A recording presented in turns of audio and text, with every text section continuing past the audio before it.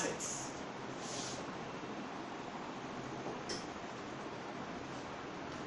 And starting with assets, we're going to first start with tangible non-current assets.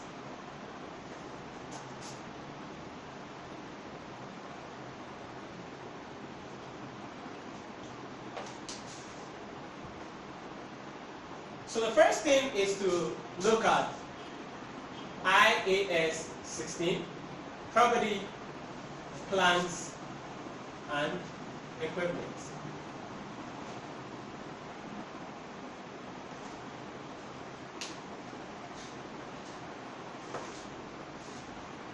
Now, IAS 16 prescribe or describe how a company accounts for what? Property, plants, and equipment that are used, that are owner-occupied. The word is owner-occupied. When you see the word owner-occupied, it simply means that the business is using the assets for business purposes. That's the meaning of the word owner-occupied. So, IAS 16 gives us how to account for the properties, land and building, the plants that we use in our factories, the equipment that we are using in our administrative department, how we account for those assets which we are using to generate our revenue or as part of our activities.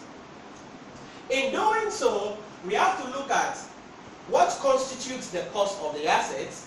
We have to look at the recognition criteria of the assets. We have to look at the initial measurement of the assets. We have to look at subsequent measurement of the asset. Then we will conclude on the disclosure requirements of the assets. All of these are listed in IAS 16.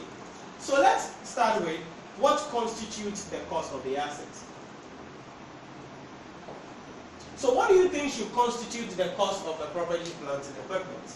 Now, to help you process that question, I'm going to put an illustration on the board. Let's say that we are buying, let's buy something from China. What should we buy? Laptop. So we buy a laptop from China for our business. And then let's say that the amount, the price of the product is, let's just say $500 or $600, some call I7. Then let's say that we're going to pay for shipment for, say, maybe just $150. Then let's say we're going to also, when the things reach Ghana, we're going to go for it. So that's delivery cost in Ghana from the place or from the port to our business location. It's say 50 Ghana. Then we need to bring in an expert to come and fix the laptop for us, set it up. So say setup cost of say $30. The question is, this laptop that we are going to buy, how should we, what amount must we recognize in the financial statement as the cost of the plant, of the laptop? Do we recognize how much money we paid as the cost of the assets, or we recognize both the cost plus the shipment, or how? Or we just recognize this as the cost of the laptop, then the rest should be expenses. What do you think? The $600 is the cost. The $600 is the cost of the laptop. Yes. And the rest is the expense. The rest should be expense. Why do you think so? Because the shipment and those deliveries are not directly, like we don't really import directly Into the assets. Yes. Okay.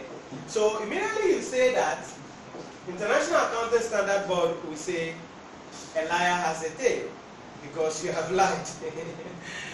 The standard states that all costs incurred directly in bringing the assets to its present use and making it ready for use must be recognized in the financial statement as, or must be capitalized as part of the cost of the asset. So for that line, it means what you said is a lie, because shipment is part of it. We wouldn't have paid the shipment if not for the laptop.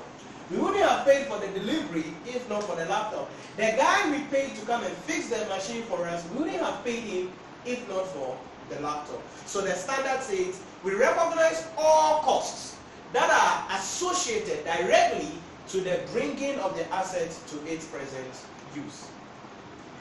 For that reason, we say that the cost of property, plant, and equipment includes the actual price or the purchaser's price, delivery cost, installment cost, or what we call setup cost, then legal fees. Sometimes there are some assets, before we buy it, we need to take some advice from some people. So all those fees must also be what? Capitalized. Then there are some assets, when we install them like plants, after their usage, they must be dismantled. So we will incur dismantling costs. Now that is in the future, but we have to find the present value of that amount and bring it to today's term. And that is going to be dismantling cost. We will look at this in detail in IAS 37 when we are dealing with environmental costs later on. But all costs, so in other words, all the costs we are incurring in bringing the asset to its present usage must be seen as what? The cost of the asset. So, for double entry purposes, it means that all my total bills be $830, I guess. Yes. So with this $830, initial recognition of this $830 simply means that I'm going to be debiting property, plant, and equipment with the $830. Then I'm going to be crediting either my cash or my bank, or if I bought something in credit, on credit, creditors with what? The $830. Make sense? So if the supplier, I didn't pay him the $600, they will credit creditors account. Certainly these guys there, we will pay them. So those one will go to cash and then bank. So that is what we call incorporation, or the initial recognition of the assets. Once we look at what constitutes the cost of the assets, the question is, what is the recognition criteria of the assets? Recognition criteria. Usually, when it comes to assets, the recognition criteria of assets can be either 2 or 3. 1, that the cost can be measured reliably. So, if the cost can be measured reliably, like this one especially, if the future cost to be incurred can be measured reliably, then it has to be what? Incorporated. Number 2, future economic benefits of the assets will flow to the entity. So if we buy this laptop and it is for the CEO, his own personal use, meaning it's not for business purposes, then that laptop does not qualify to be recognized as what? Our assets. More so, it does not even qualify as a transaction that we are supposed to pay for. So when auditors come, this is what we'll be doing in auditing. When auditors come and we have incurred something or a cost that is not for the business, it has to be what? Eliminated, and financial statement must be adjusted. So cost can be measured reliably, future economic benefits can flow to the entity. These are the 2 real things that we can talk about for the recognition criteria of these assets. Now,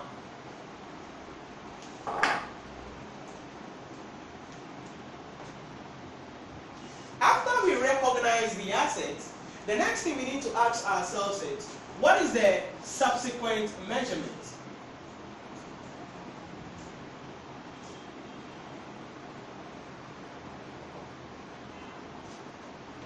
The standard states that, among other things, companies can decide to either adopt the cost module or the revaluation module.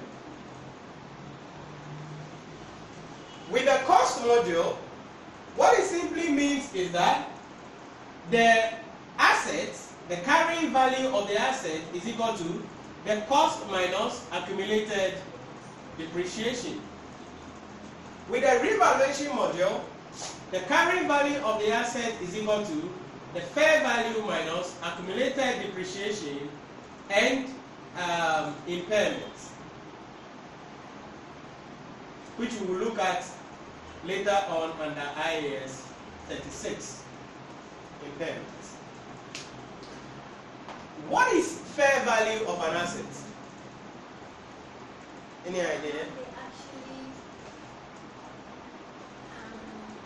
like, if assets, examples So now you give me an example. So yeah, let's go. Let me hear the example. Like, example, if cost of this laptop, a financial statement is 800 Ghana, but you are able to sell it at maybe 500. So that 500 is fair value. That's it. So fair value of an asset is simply the amount that the asset can be exchanged. Are you getting it? Through what we call an arm length transaction. So that is it about the cost module and then the revaluation module. But let's take it a step further. When we are dealing